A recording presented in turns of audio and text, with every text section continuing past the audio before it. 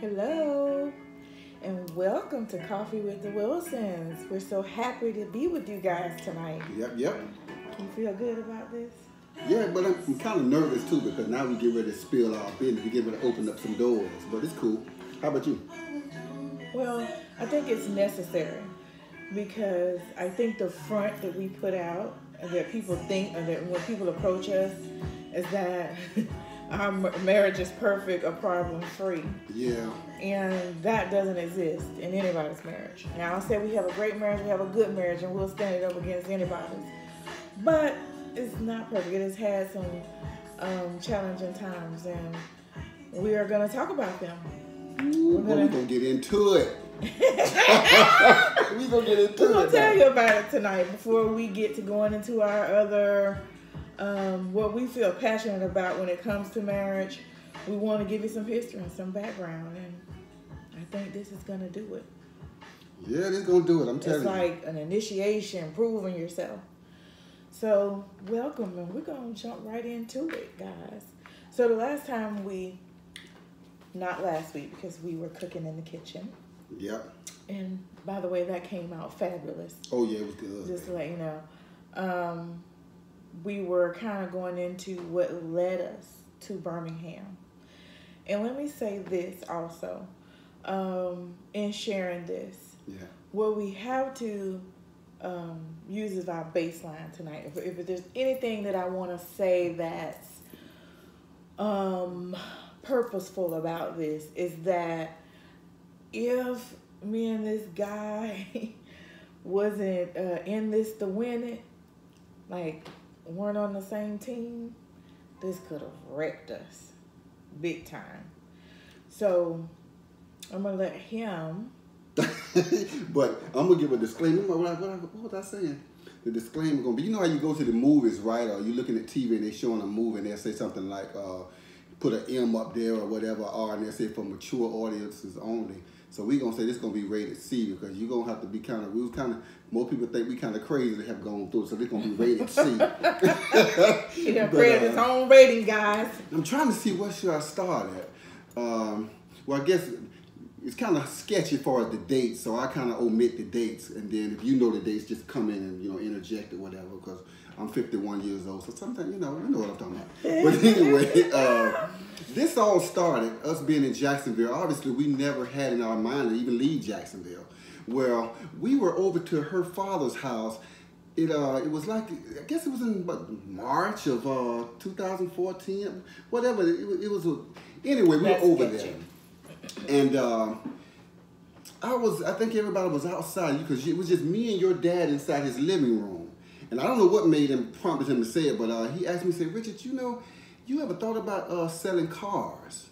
And I was like, well, I never dawned on me to sell because I had a government job, had been there for 12 years, it was never on my mind. And but he was just telling me how much money they made, and I was like, wow. And being a man, you think, man, the things I could do to my family with this kind of bread coming in. So I contemplated and I spoke to you about it. Remember, we prayed for that for a long time. Yeah, over almost 2 months. I know that we talked about it. We kind of put a plan in place. Let me talk to you about plans. So yeah, you can put a plan. You can sit down at a table or get your notepad out and start writing down things that you think. These are your projection. And that projection of what could go wrong, what could go right is only based on what you know, your experiences and your understanding. There's things you can't calculate because you have no idea it's even possible to happen. Yep. Right? So you're making your calculations, you're making your fail-safes, which we did, based on what we understood and what we knew with the information we had, right? Yeah. So, but in retrospect, I probably would have asked certain pertinent questions again. But now we're looking in retrospect. Had I known, I just didn't know what questions to ask. Right? Hindsight will give you some wisdom. Ooh, God, hindsight will give you some wisdom. But hindsight is omitted in your initial calculation because you can only calculate what based on your understanding. Period.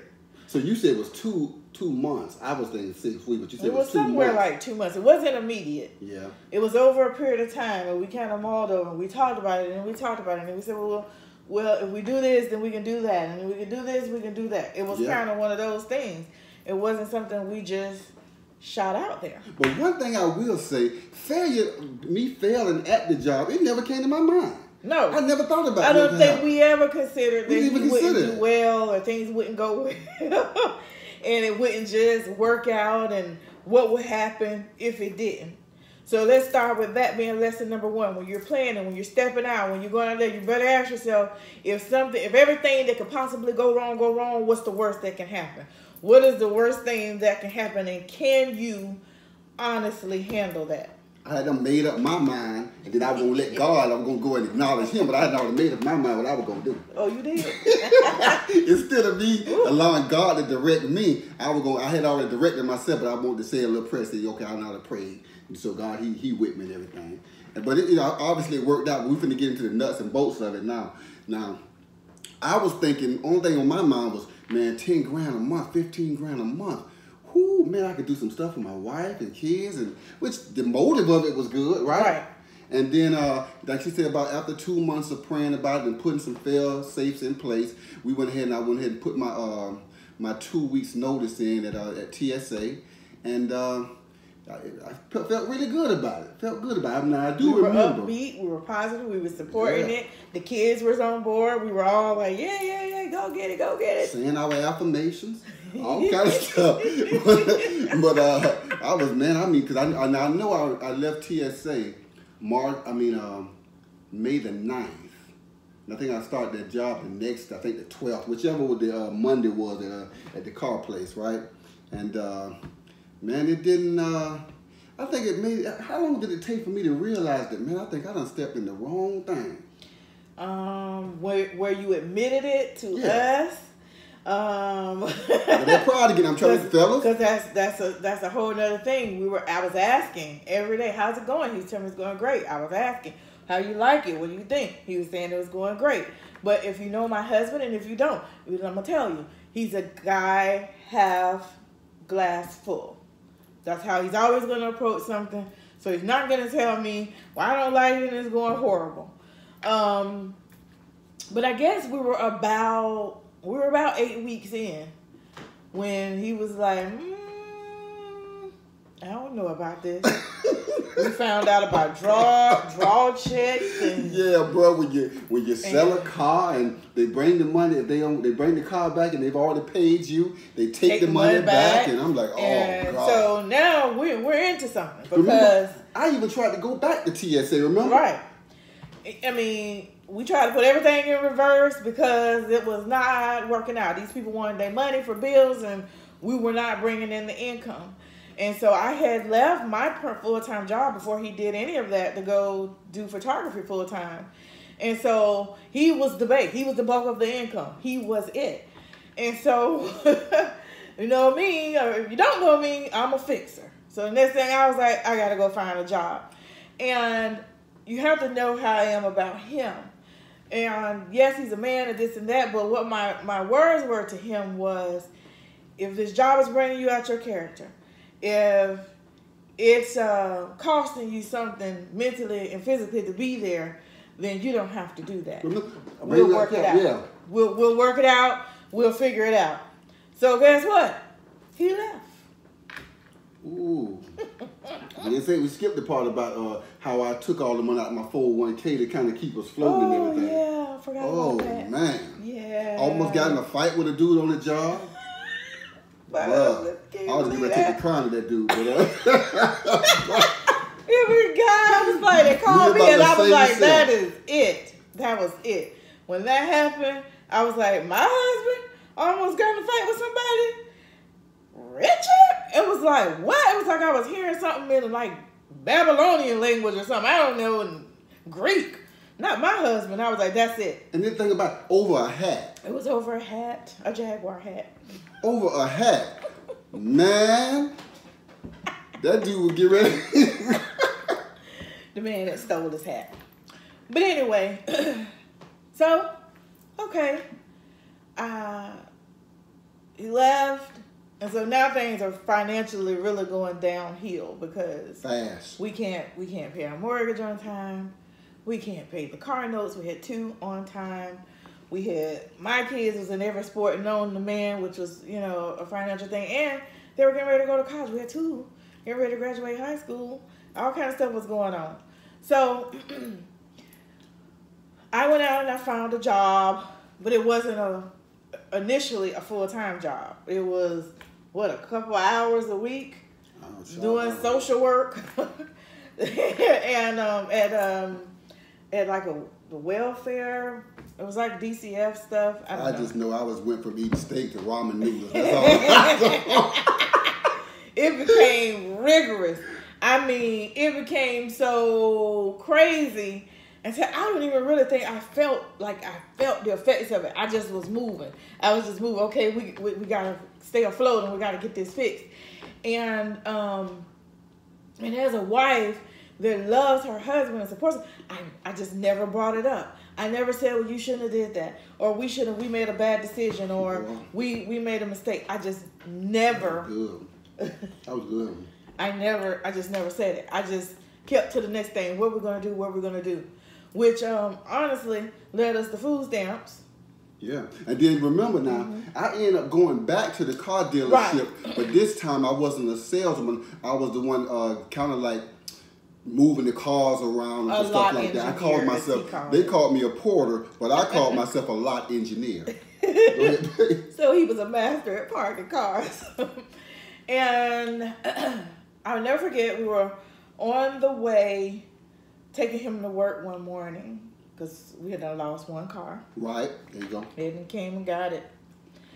And so I had been getting this call from Atlanta that I wasn't answering because I didn't know who it was. I was just thinking it's somebody else saying, hey, where's my money? So I wasn't answering them.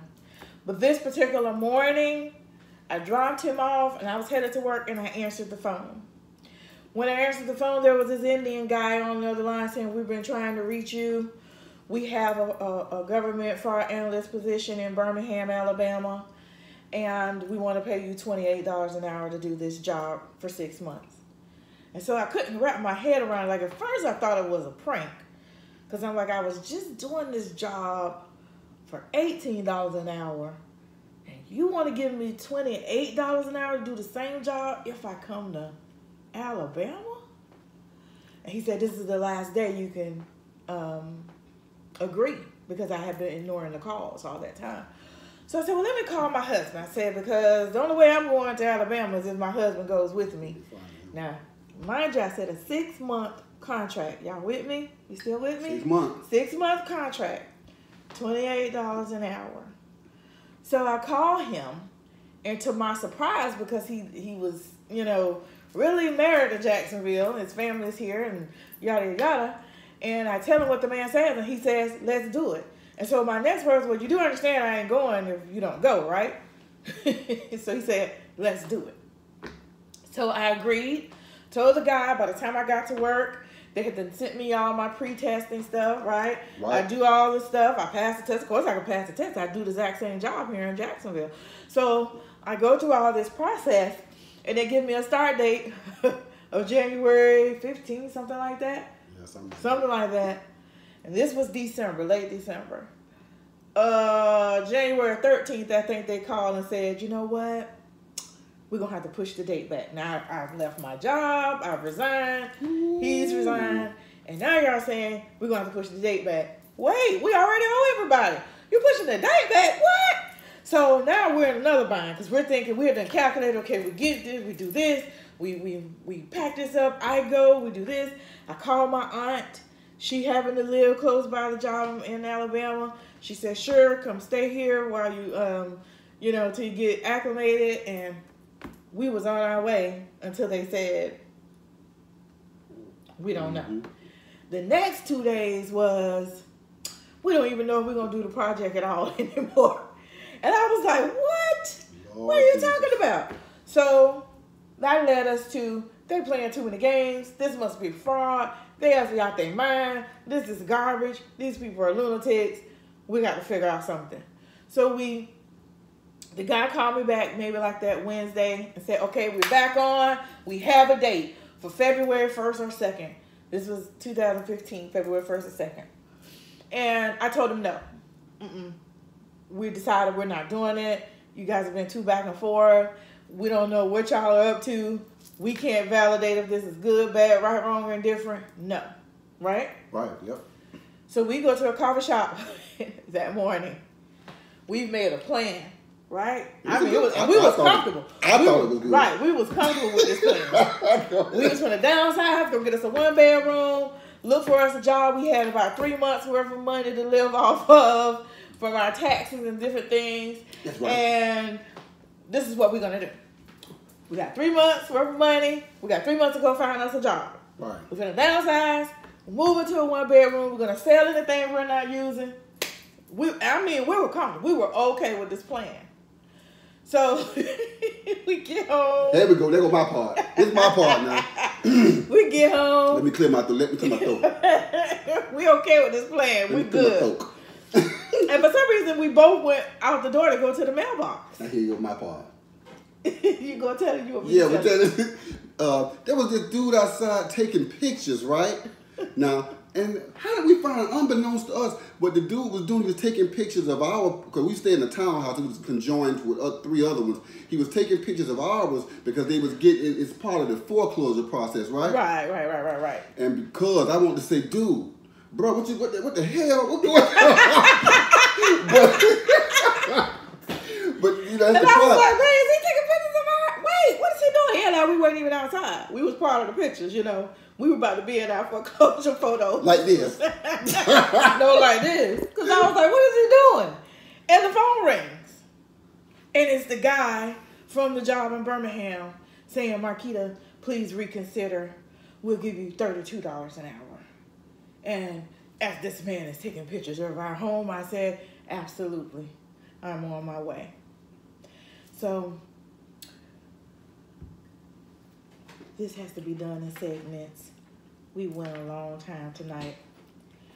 I was thinking about that. Y'all have to come back next Saturday. And actually, it'll be the Saturday after that. We got a surprise for you next Saturday. We will be recording from a whole different state. So we hope y'all have grabbed some of what we were saying. Hold on to it till next week or the week after. Yeah. We're going to let you know how all this played out. Mm-hmm. It's been real, guys. I'm going to eat me some donuts now. I'm real the pressure up. All right. We enjoyed it. Have a great week.